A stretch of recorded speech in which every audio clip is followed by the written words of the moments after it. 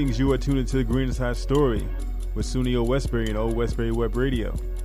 I'm your host, Dwayne, and I typically have my co-host, Candace, but she'll be calling in a little bit later. So, this week we're going to be talking about a very, very important topic. I know we talk a lot about being plant-based and, keeping each other accountable and everything like that. And I think one of the best ways in order to stick with your lifestyle in this carnivorous world is to develop a community, find other like-minded people. And on the line, we currently have someone that does just that. So everyone just say hi to Naliaka. Hi, everybody. I did say that right? It's Naliaka. Okay. Let's try it again. Naliaka. All right. Yeah.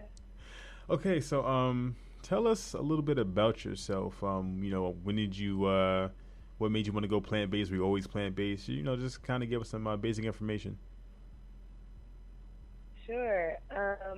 Well, I've been eating plant-based for 4 years now. And basically, I just kind of switched over.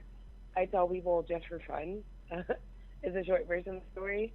But my brother wanted me to do raw foods with him, like a raw vegan diet.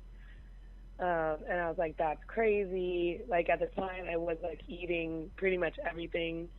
So I was like, that's too much. That's going to be too hard for my body. So eventually I was like, you know what? I'll do it. Whatever. I'll just make it work. So I said, but I didn't want my body to be feeling like awful and rejecting things. So I said, I'm going to be vegan for 3 months, and then I'll do the raw food. So I did all of that. And then when I tried to go back to eating what I was eating, like I tried to eat some salmon, I tried to have a slice of pizza, my body was just like, it hurts. And I just told myself, you know what, just stay. Just like, don't even go back. I know too much. I don't want to look back. Like, I don't want to contribute to, like, anything harmful for my body or to the animals. So I just decided to stay vegan. Okay. That's an interesting story. It's kind of, wow. So basically it started off almost with, like, kind of like a dare, and then it just kind of evolved into... Yeah, exactly. And I was like, okay, you know what, I can do this. So obviously now that I've been vegan for like 4 years, I've learned so much more, and so like now I'm definitely more passionate about the lifestyle. But before I was just like, yeah, I'm vegan, it's whatever, no big deal. Right. And I feel like a lot of times there's a bad stigma with, or negative stigma with, the whole vegan label, because a lot of people feel like vegan people beat people over the head with their lifestyle, and I'm vegan, and is there any leather around, and stuff like that. So it's good to just kind of have somebody that's just, I guess, normal, or not necessarily normal, but I guess more so just down to earth, because a lot of times, again, it's just people. I've gotten all kinds of questions, or does this offend you, or or just it's a whole bunch of stuff. Or people will say like, "Is it okay if I eat this in front of you?" And right? Or like, oh, I know. Like people will ask questions that don't even relate. Like, oh, are you allowed to have soda? Can you eat these fries? Like, just like, is that bread okay? Like, it's as if they're like scared for you or something, and it's just like, yo, I'm good. I know what I'm doing. Like, my body. I don't ask you, is everything okay when you put something in your mouth? You should, but yeah. Should. I should, but I don't. Right. It's funny how people are like that. It's just so hardwired to how they've been, how society, especially Western society, has kind of, conditioned people. I was actually listening to this podcast with Dr. Mills. He was on What the Health, actually, and this person was able to get him on the show.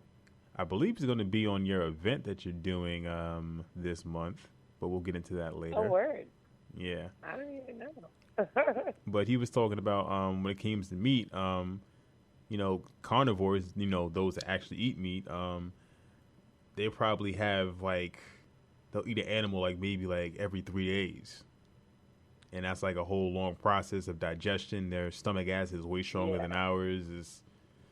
It's really not meant for us, basically. So, you know, the people's like, "Oh, are you sure you're gonna be okay?" And you're wasting away and all this other stuff, and it's just like, eh, that's what you think. So, Yeah. Okay. let's talk more about because I actually met you through one of my friends, and we met at this VBQ in Rockaway Park, no, Rockaway Beach, Yeah. That and Beach. Yep. yes, And the Rockaways. yes, it was a very joyous occasion. It was just, it kind of felt like a block party. I haven't had that feeling in quite a while. Yeah. Yes. This is what I'm going for. Right. That's crazy. That's like kind of what I was going for. Yeah, it just reminds me of back in East New York on Pine Street. The little block party with the inflatable. It was just a nice Yep. community. Everyone was nice. Everything was just carefree. And a lot of times in this day where they tell you to be afraid of everything except what you're supposed to be afraid of, it was refreshing. Hmm. So, when did you start doing those hosting events that are plant based or vegan centered? I think it's been 3 years. I started, so I was, doing my vegan thing, and of course I got like harassed or bullied and made fun of. It was hard to hang out with my friends. It was hard to go out and eat and like, watch people eat or decide what restaurant are we going to, and just have to deal with, people just like really not understanding why I'm doing this. Like I think my friends they were like supportive, but it was also like why? Like I don't understand. This is extreme.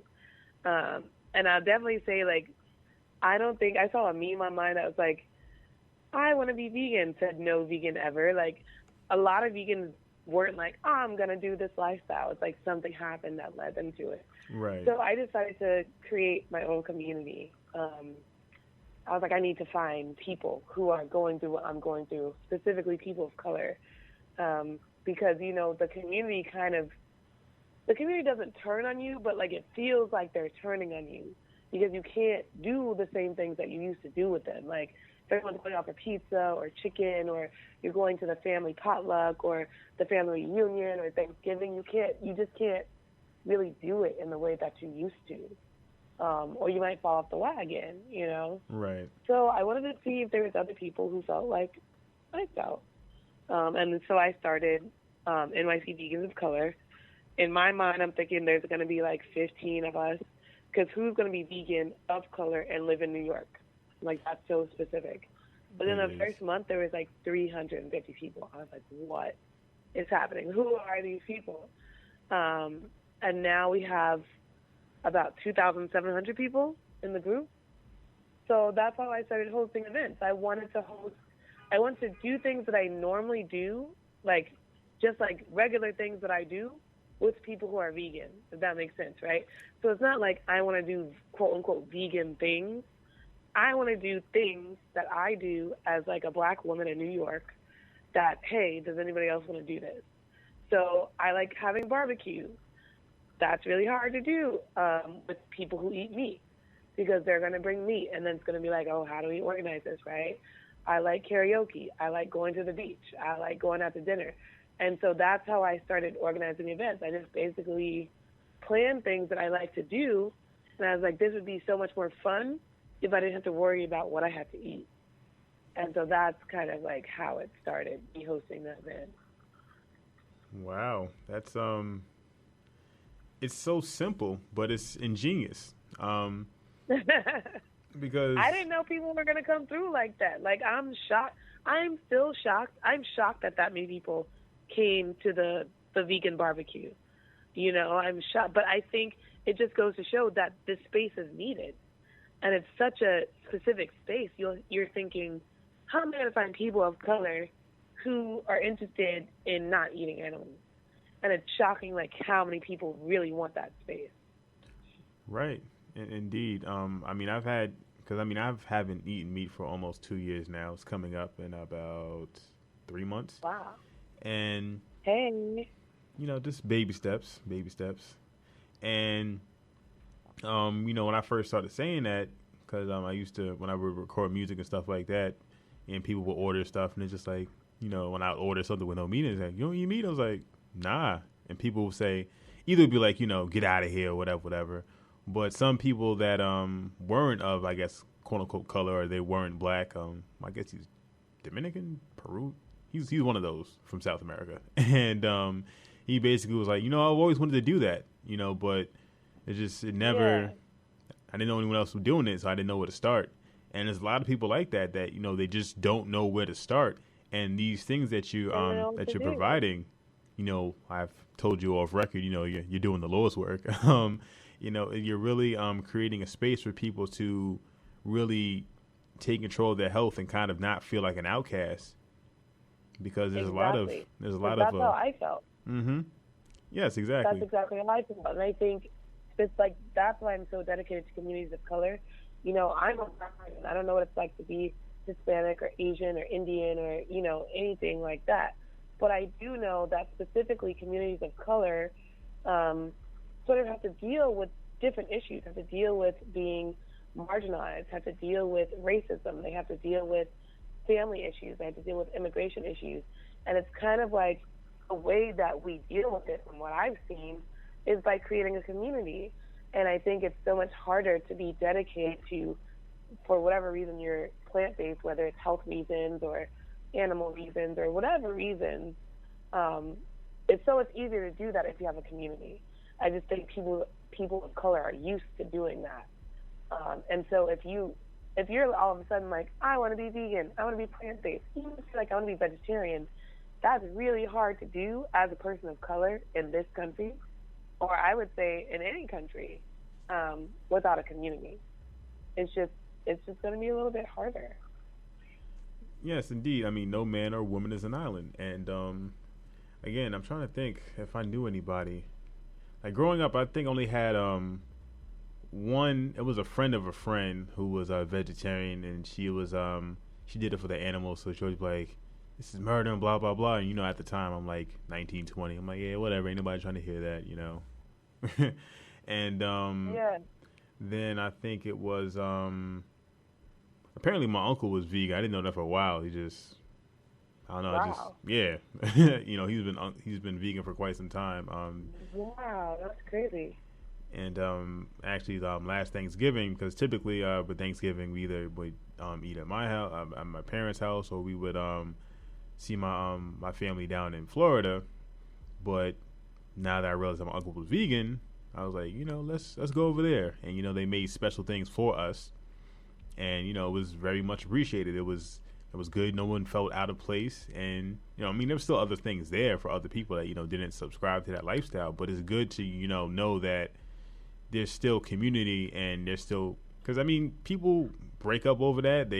Marriages get broken up over diet.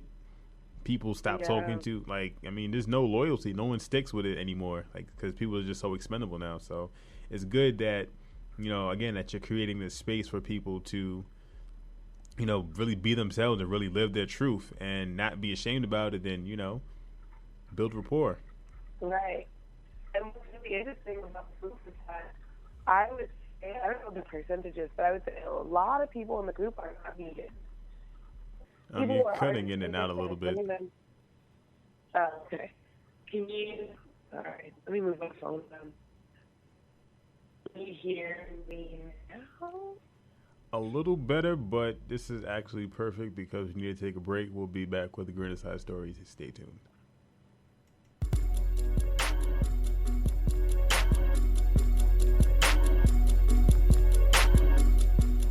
Greetings, ladies and gentlemen. You're tuned into the Green Side Story with Old Westbury, with Old Westbury Web Radio. I'm your host, Dwayne. And with us on this lovely, lovely episode is Miss Naliaka. Hi, everybody. So, yes.